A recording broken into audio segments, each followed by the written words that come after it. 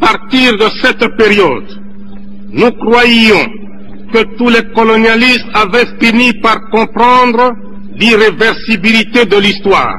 Mais l'expérience actuelle montre que l'Afrique n'est pas encore au bout de ses peines, car les colonialistes livrent encore le combat d'arrière-garde. En effet, des mercenaires blancs, payés par certains pays, avaient cherché à reconquérir même certains pays déjà indépendants. C'est le cas de la République démocratique du Soudan, de la République fédérale du Nigeria et de celui de mon pays, le Zaïre. Dans la ville de Bukavu, à l'est du Zaïre, un mercenaire blanc, venu d'Europe, s'était proclamé sans rire président de la République du Zaïre. Si un noir l'avait fait en Europe, on l'aurait pris pour un humoriste de mauvais goût, un détraqué mental. Mais, puisque c'était un blanc qui le faisait en Afrique, les colonialistes avaient mobilisé la presse, la radio et la télévision pour les mettre à son entière disposition, non seulement pour lui faire la publicité, mais aussi pour ridiculiser le chef de l'État du Zaïre que je suis, pourtant incontesté aussi bien dans les limites du territoire national que dans tous les pays représentés ici.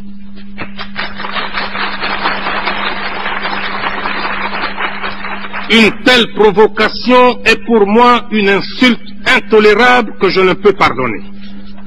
Au moment où je vous parle, la situation anachronique qui prévaut actuellement en Angola, en Rhodésie, au Mozambique, en Namibie, en Afrique du Sud, est impensable sans un soutien réel de certaines puissances occultes. Comment peut-on expliquer qu'un pays comme le Portugal puisse avoir la force de contrôler des grands territoires comme l'Angola, le Mozambique, s'il n'était pas soutenu par des puissances plus puissantes que lui? En effet, le Portugal est un pays économiquement, socialement et culturellement sous-développé, sans démocratie.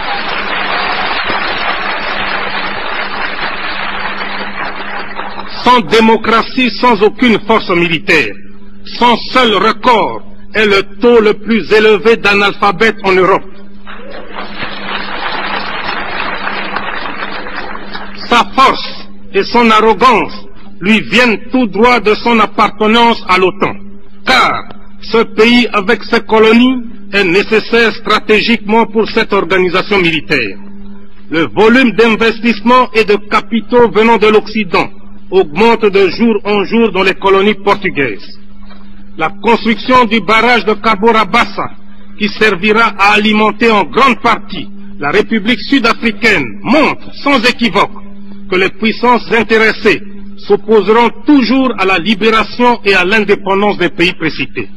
D'ailleurs, le ministre de l'Intérieur et de l'Information, le docteur Connie Mulder, a récemment déclaré que la République sud-africaine était prête à apporter son soutien militaire à tous les pays d'Afrique australe, y compris le Mozambique et les autres territoires portugais, pour combattre ce qu'il appelle le terrorisme, entendez la lutte héroïque des nationalistes africains.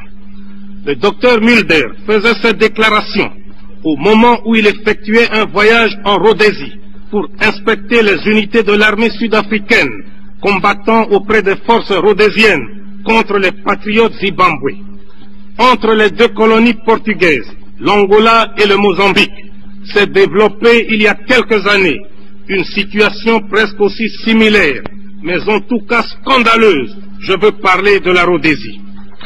Un certain matin, nous avons appris par la presse qu'après plusieurs discussions secrètes entre le gouvernement de sa très gracieuse majesté britannique et les colons britanniques installés en Rhodésie, ceux-ci s'étaient rebellés contre leur gouvernement, leur pays et leur souveraine, et que les autorités de la Grande-Bretagne étaient incapables de faire changer d'avis leurs compatriotes d'Afrique.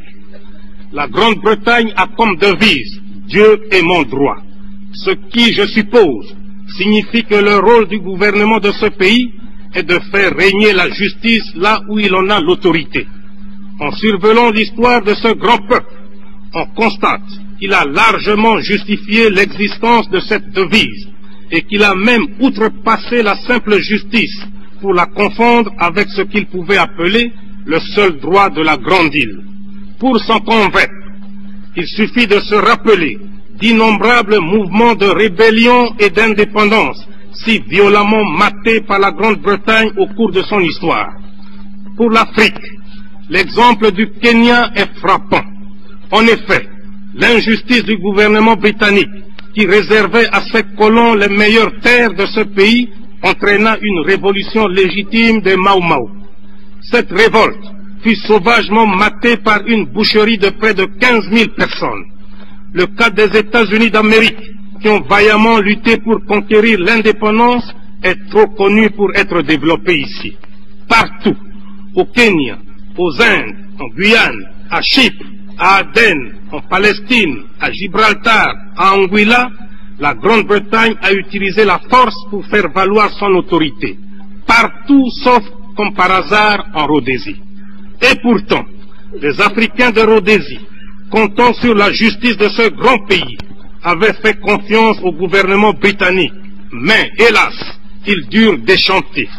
C'est ainsi qu'un jour, 2000 manifestants noirs qui s'étaient nichés dans les arbres aux abords de l'aéroport de Salisbury pour accueillir le Premier ministre Harold Wilson, entonnaient une mélopée dont les paroles disaient, je cite, « Nous sommes des nègres, des orphelins de Rhodésie. Personne ne nous aide, personne ne nous aime. » Fin de citation. Les policiers blancs répondaient, je cite, « Laissez donc ces damnés singes, laissez-les remonter aux arbres d'où ils viennent. » Fin de citation. Voilà pourquoi nous dénonçons le racisme. Il est prémédité, il est ignoble, il est inhumain. On a souvent parlé de sanctions économiques pour réduire la sécession en Rhodésie. Mais en réalité, la Grande-Bretagne protège son ami de l'OTAN, le Portugal. Et celui-ci protège à son tour ses amis colons britanniques de Rhodésie. Et ils arrivent paradoxalement, non pas à décourager les sécessionnistes, mais à asphyxier un pays indépendant, je cite la Zambie.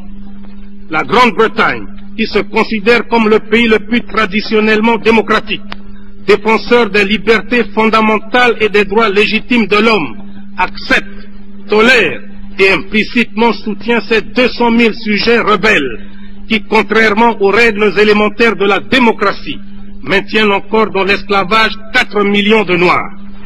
La situation des territoires portugais et britanniques se prolonge jusqu'en Afrique du Sud. Ce pays est le seul sur cette terre des hommes où les Blancs ont élevé la ségrégation au niveau d'institutions. Et le terme apartheid n'existerait pas dans le langage humain si les Blancs n'étaient pas en Afrique du Sud. Au lieu d'être logiques avec eux-mêmes, en laissant les Blancs et les Noirs séparés, chaque groupe se développant de sa manière, les Blancs poussent leur barbarie en exploitant l'homme noir comme du temps de l'esclavagisme suranné. C'est ainsi que grâce à une main-d'œuvre quasi gratuite, 420 000 Noirs extraient à la main les 2/3 de la production mondiale de l'or au profit des Blancs.